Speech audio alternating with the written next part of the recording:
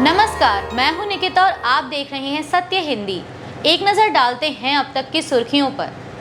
America के राष्ट्रपति Donald Trump ने 1 अगस्त से 7 और देशों पर टैरिफ लगाने का ऐलान किया है। इस नई लिस्ट में Sri Lanka, Algeria, Iraq, Libya, Philippines, Moldova और ब्रुनेई शामिल हैं। इन सभी पर 1 अगस्त से टैरिफ लागू होगा। ट्रंप ने इन देशों के नेताओं को भेजे गए पत्र भी पब्लिक किए।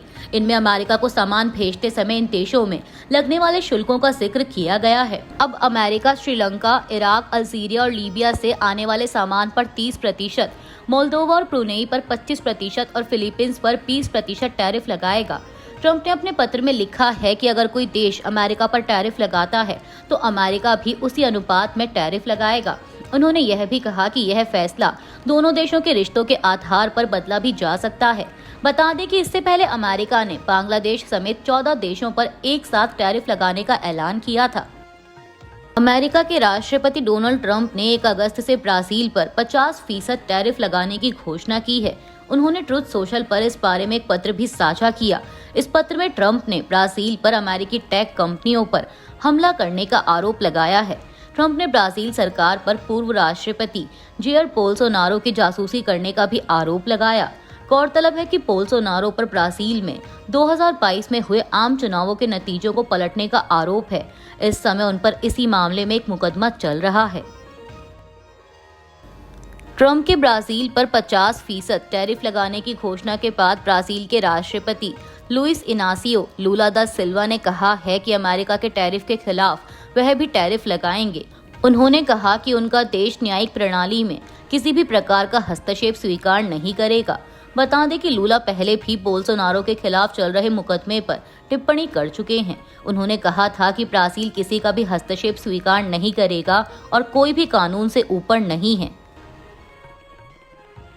ईरान और अमेरिका के बीच बढ़ते तनाव के बीच एक बड़ा बयान सामने आया था। ईरान के सर्वोच्च नेता आयतुल्ला अली खामेनेई के वरिष्ठ सलाहकार सवात लारिसानी ने अमेरिका के राष्ट्रपति ट्रंप को खुली धमकी दी। उन्होंने कहा कि ट्रंप अब अपने फ्लोरिडा स्थित आलीशान निवास मार-ए-लागो में भी सुरक्षित नहीं हैं। उन पर ड्रोन से हमला हो सकता है। दरअसल ईरानी टेलीविजन चैनल पर दिए गए इंटरव्यू में आयतुल्ला अली खामेनेई के वरिष्ठ सलाहकार सवात लारिसानी ने कहा था कि ट्रंप ने कुछ ऐसे काम किए हैं कि अब वो अपने फ्लोरिडा स्थित आवास मार-ए-लागो में सनबाथ भी नहीं ले सकते। जब वह पेट के बल धूप में लेटे होंगे तो एक छोटा ड्रोन आकर उनकी नाभि पर गिर सकता है। यह बहुत आसान है। धूप में लेटे अमेरिकी राष्ट्रपति पर एक छोटे ड्रोन का हमला करना आसान होगा। यह बयान सीधे तौर पर जनवरी 2020 में बगदाद में अमेरिकी ड्रोन हमले से जुड़ा है, जिसमें ईरानी जनरल कासिम सुलेमानी मारे गए थे। उस हमले का आदेश तत्कालीन राष्ट्रपति डोनाल्ड ट्रंप ने दिया था और तब से ईरान ट्रंप को इसका जिम्मेदार ठहराता आ रहा है। ईरान के सर्वोच्च नेता आयतुल्ला अली खामेनेई के वरिष्ठ सलाहकार की इस धमकी पर ट्रंप ने अपनी प्रतिक्रिया दी है। फॉक्स न्यूज ने इंटरव्यू के दौरान जब ट्रंप से पूछा कि क्या आप इसे धमकी मानते हैं, तो ट्रंप ने कहा कि हाँ, शायद ये धमकी है। मुझे पूरा यकीन नहीं, पर हो भी सकती है। पत्रकार ने जब आगे पूछा कि आखिरी बार आपने कब धूप सेकी थी, इस पर ट्रंप ने मुस्कुराते हुए जवाब दिया कि बहुत समय पहले, शायद जब मैं 7 साल का था। मैं इस चीज में नहीं पड़ता हूँ। मीडिया $4 ट्रिलियन की मार्केट वैल्यू वाली दुनिया की पहली कंपनी बन गई है।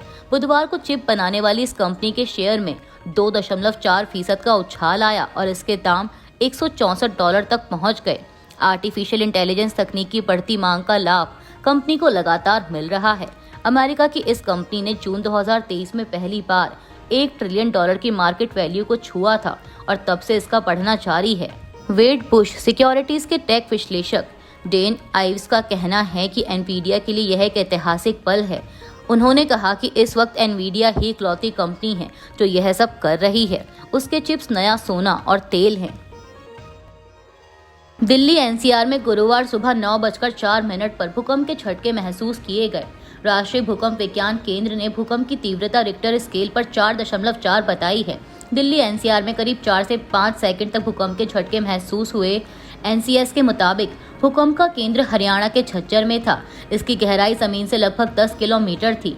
बता दें कि दिल्ली एनसीआर भूकंप के लिहाज से संवेदनशील क्षेत्र माना जाता है और यह सिस्मिक जोन 4 में आता है। यह जोन उच्च भूकंपीय गतिविधि वाले क्षेत्रों में गिना जाता है। दिल्ली पुलिस ने बताया कि आज सुबह दिल्ली एनसीआर में आए भूकंप में अभी तक किसी प्रकार के नुकसान की सूचना नहीं है। हम सभी दिल्ली वासियों की कुशलता की कामना करते हैं।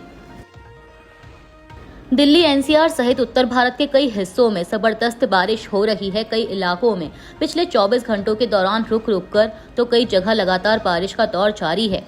बारिश के कारण दिल्ली एनसीआर सहित कई राज्यों के लोगों को राहत मिली है, तो वहीं हिमाचल प्रदेश और उत्तराखंड के लिए यह बारिश मुसीबत का सबब बन गई है। बारिश के कारण हिमाचल और उत्तराखंड के कई इलाकों में काफी नुकसान हुआ। वहीं दिल्ली एनसीआर में बुधवार शाम से शुरू हुई बारिश जारी है। कई घंटों से लगातार हो रही बारिश के कारण कई इलाकों में पानी भर गया है और इसके कारण कई जगह जाम की स्थिति देखने को मिली। मौसम विभाग के अनुसार दिल्ली एनसीआर में 11 से 15 जुलाई तक आसमान में बादल छाए रहने की संभावना है। इस दौरान कई इलाकों में हल्की बारिश या फुहारे आने के अनुमान हैं। प्रधानमंत्री नरेंद्र मोदी 5 देशों के दौरे के अंतिम पड़ाव पर नामीबिया पहुंचे हैं, जहां उन्हें देश के सर्वोच्च नागरिक सम्मान order of the most ancient Welwitschia mirabilis से नवाजा गया। प्रधानमंत्री मोदी ने नामीबिया की संसद को भी संबोधित किया। नामीबिया का सर्वोच्च सम्मान मिलने के बाद प्रधानमंत्री मोदी ने कहा कि ये सर्वोच्च नागरिक पुरस्कार दिया जाना दोनों देशों की जनता के बीच दोस्ती का प्रतीक है। उन्होंने कहा कि नामीबिया का सर्वोच्च नागरिक सम्मान प्राप्त करना मेरे लिए अत्यंत सम्मान की बात है। यह हमारे देशों के लोगों के बीच दोस्ती का प्रतीक है। एलन मस्क की सोशल मीडिया कंपनी एक्स की सीईओ लिंडा याकारिनो ने पद छोड़ने की घोषणा की है। वह जून 2023 से इस भूमिका में थीं। एक्स पर किए गए एक पोस्ट में याकारिनो ने मस्क को लेकर कहा कि वह अभिव्यक्ति की स्वतंत्रता की रक्षा, कंपनी में बदलाव और एक्स को एवरीथिंग ऐप में बदलने की जिम्मेदारी सौंपने के लिए उनकी बेहद आभारी हैं। वहीं मस्क ने फिलहाल याकारिनो के इस्तीफे पर कोई टिप्पणी नहीं की है। अपने इस्तीफे की घोषणा में याकारिनो ने लिखा कि उन्होंने 2 असाधारण वर्षों के बाद पद छोड़ने का फैसला किया है। उन्होंने कहा कि जब एलन मस्क और मैंने पहली बार एक्स को लेकर उनके विजन पर चर्चा की थी, तभी मुझे समझ में आ गया था कि यह कंपनी के असाधारण मिशन को आगे बढ़ाने का जिंदगी में एक बार मिलने वाला मौका होगा। एक यूरोपीय नौसैनिक मिशन ने बताया कि यमन के हूती विद्रोहियों ने एक मालवाहक जहाज पर हमला कर उसे लाल सागर में डुबो दिया है। इस जहाज के चालक दल में शामिल 6 सदस्यों को बचा लिया गया, जबकि कम से कम 3 अन्य की मौत हो गई। UK maritime trade operations agency के अनुसार लाइबेरिया ध्वज वाले इंटरनिटी सी नाम के इस जहाज पर 25 चालक दल के सदस्य सवार थे। सोमवार को एक छोटी नाव से दागे गए रॉकेट प्रोपेल्ड ग्रेनेड हमले में जहाज गंभीर रूप से क्षतिग्रस्त हो गया और उसकी संचालन शक्ति खत्म हो गई। ईरान समर्थित हूती विद्रोहियों ने कहा कि उन्होंने इटर्निटी सी पर इसलिए हमला किया क्योंकि वह इस्राएल जा रहा था।